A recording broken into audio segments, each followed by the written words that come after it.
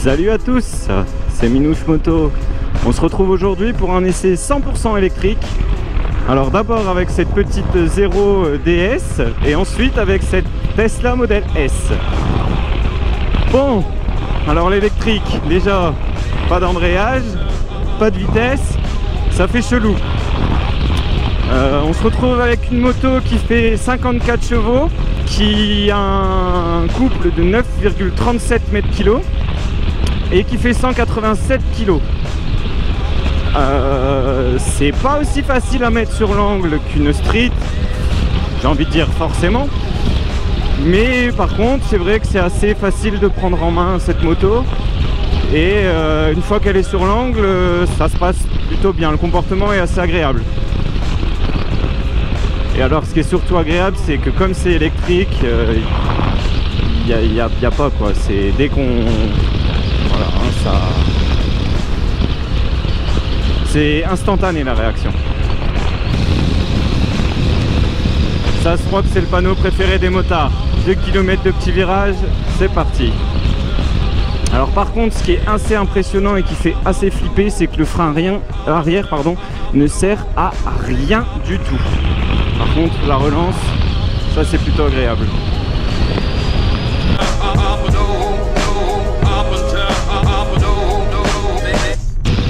C'est plutôt agile quand même, hein. Finalement, une fois qu'on commence à vraiment la prendre en main, ça saute d'un virage assez facilement, d'un virage à l'autre.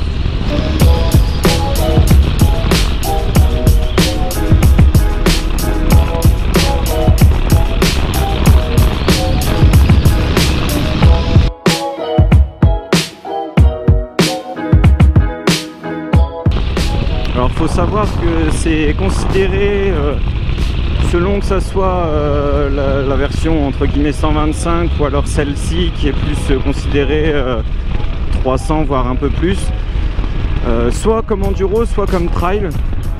Moi clairement je considère que c'est un trail. La position de conduite est super droite, on est assez haut quand même, les bras bien écartés, enfin vraiment c'est vraiment une position trail à proprement dite. Mais oui, c'est assez confortable. Je ne dis pas que je ferai la traversée de la France avec, bien que la batterie ne tiendrait pas dans tous les cas, mais c'est plutôt confortable quand même.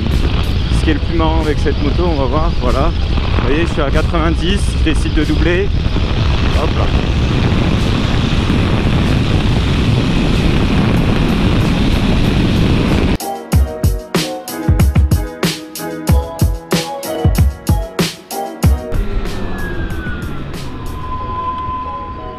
Oh, ce frein arrière fait vraiment flipper quoi.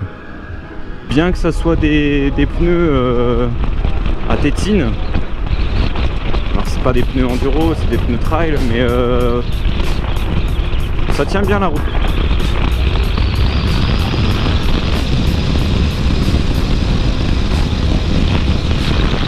Alors oui, c'est une particularité aussi des motos électriques.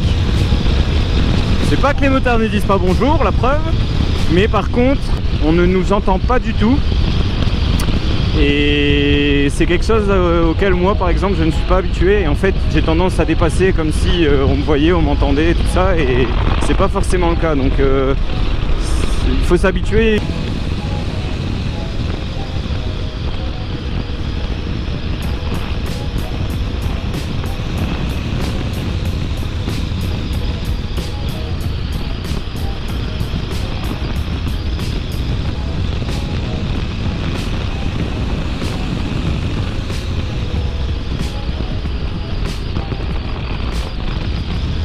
Il faut vraiment se méfier de ce frein arrière parce que vraiment il sert à rien. Regardez, là je suis à fond appuyé dessus quoi. Il sert à rien du tout. Allez, on va changer de véhicule.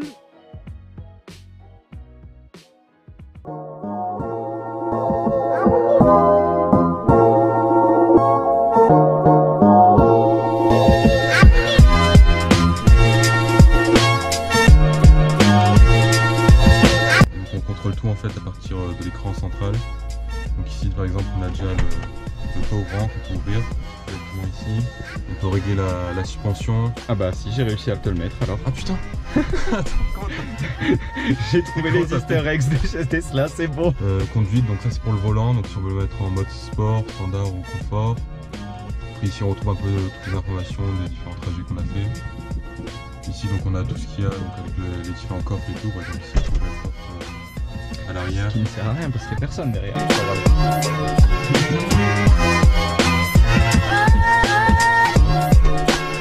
Donc ensuite voilà, là on a le GPS, on peut le mettre en grand si on veut. Donc là, bah, c'est Google Maps quoi.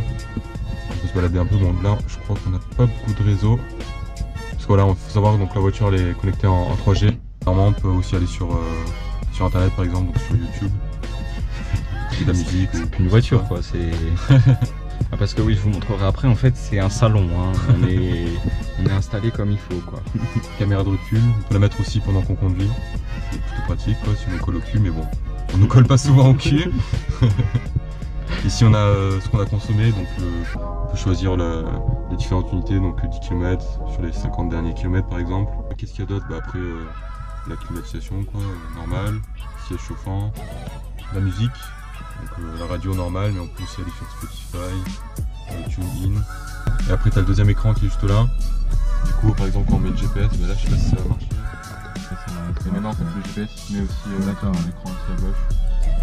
Et donc ouais, l'autonomie ça c'est annoncé à en gros un bon 400 bornes, mais tu fais... Eux ils disent 500, ouais. Mais je dirais que c'est plutôt 300, 350, ça dépend vraiment comment on conduit, si c'est route de montagne ou pas. Et donc forcément, dit pas de frein de parking ni de boîte de vitesse, bah là on peut y mettre facilement un sac hein, comme il était là. Le salon quoi, hein, avec une grande place, on voit mon casque. On peut mettre aussi deux autres sièges supplémentaires dans le coffre. Ah oui, forcément. Donc voilà, hein. C'est pas un petit coffre, il y a de quoi mettre ce qu'on veut. Hein. Voilà. Et on a aussi dans le deuxième coffre, là on a mis tout ce qu'il faut, donc les rallonges et tout, quand on recharge chez des particuliers ou quelque chose comme ça. On n'avait pas de borne avec les ailes à hauteur. Il y en a encore plus dans le coffre de devant, parce que forcément du coup il y a un deuxième coffre. Donc la petite clé comme vous pouvez la voir, hein, avec la forme de la Tesla. Et donc tout qui marche en fonction d'où on veut ouvrir, le coffre arrière 2 fois, le coffre avant 2 fois et la voiture ici.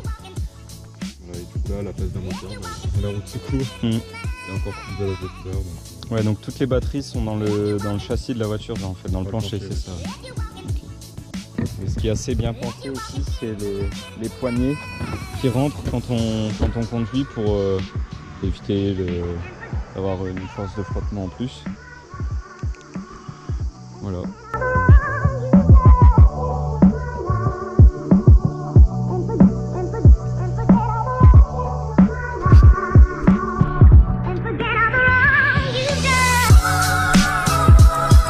Bon, donc nous voilà au volant de la Tesla.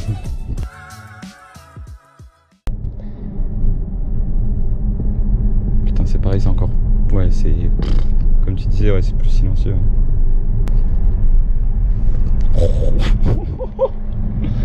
Ouais, donc celle-là, 420 chevaux, c'est ça? Ouais, c'est ça.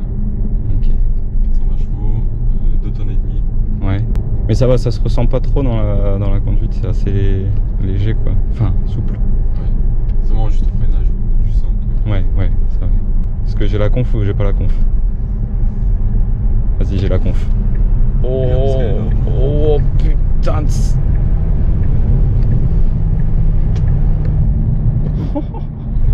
C'est vrai que par contre elle est assez large, ouais. Donc c'est la P85 de chez Tesla, en modèle S. Ouais, un beau joujou. C'est bien les routes de montagne, c'est marrant, mais le problème c'est que on peut pas appuyer en fait avec ça, c'est pas possible. Le frein moteur qui permet de récupérer l'énergie, il est assez prononcé dès qu'on lâche la pédale d'accélérateur. Là je freine même pas, c'est vraiment impressionnant quoi. Donc celle-là est en propulsion, c'est pas la version qui a les 2 moteurs, elle est juste en propulsion, enfin juste, c'est amplement suffisant. Ouais. Ce silence quoi, il n'y a rien du tout. Pendant ce petit laps de temps, tu peux peut-être faire écouter le son pour ceux qui n'aiment pas le silence. Là pareil, j'ai toujours pas freiné en fait. C'est impressionnant.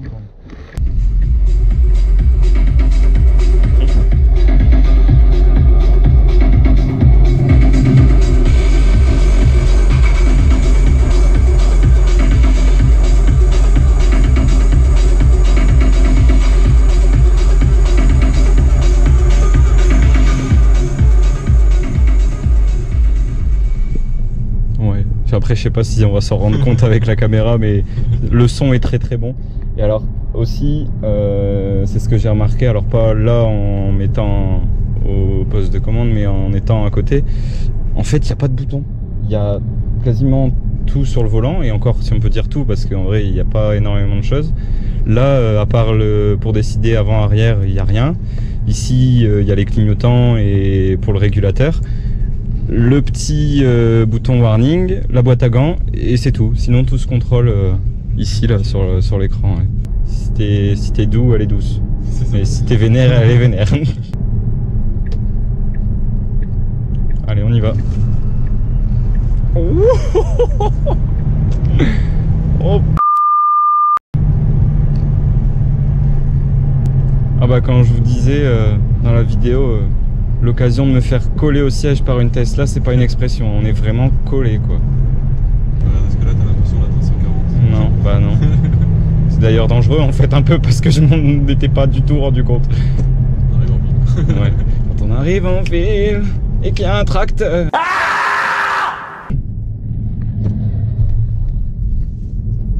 Voilà. 50 km/h. Regardez, on a l'impression d'être à 12. Là, ouais. Là, on va même ralentir encore un peu plus. Il n'y a personne derrière de toute manière. Voilà. Ouais. Voilà. Vous êtes ready? C'est parti. Oh bordel. Moi je kiffe toujours autant. Bah ouais. Ah, à mon avis, même après 12 ans, tu kiffes toujours autant, c'est pas possible. Ah, c'est impressionnant. Et je viens d'avoir le réflexe à la con, le mec qui conduit toujours des automatiques. J'ai cherché à embrayer. Hop, et frein parti. Ok. Regardez-moi cette beauté, quoi. Ah oui, je ne vous ai pas dit, je vais en profiter de ce petit essai pour vous le dire. Vous l'avez sûrement remarqué, j'ai changé de caméra. J'ai craqué pour la GoPro Hero 6. Je sais pas encore, parce que là c'est la première vidéo que je tourne en étant sur une moto, si le son est meilleur. Alors en plus ça va être difficile de comparer étant donné que là on n'a pas de bruit de moteur. Mais on verra ça dans les prochaines vidéos, en espérant que ça soit mieux, mais déjà l'image j'en suis certain. Petit aparté, je vois pas mal de motards rouler avec en short t-shirt. Prenez une chute à 30 km/h, vous allez voir que le short t-shirt c'est vraiment pas une bonne idée. Je veux pas vous faire suer avec ça, vous faites ce que vous voulez, vous êtes des grands garçons, mais vraiment faites gaffe quoi. Enfin ça sert à rien. Enfin là je suis en jean, je suis pas en train de mourir quoi. Enfin j'ai chaud mais ça va quoi. Je préfère avoir chaud que perdre ma peau quoi. Bon par contre il y a une chose qui est sûre, c'est qu'il faut que je change mon casque parce que le vent on l'entend assez fort. Il a fait son temps je pense et on ne rigole pas avec le casque. Surtout on ne rigole pas avec le casque.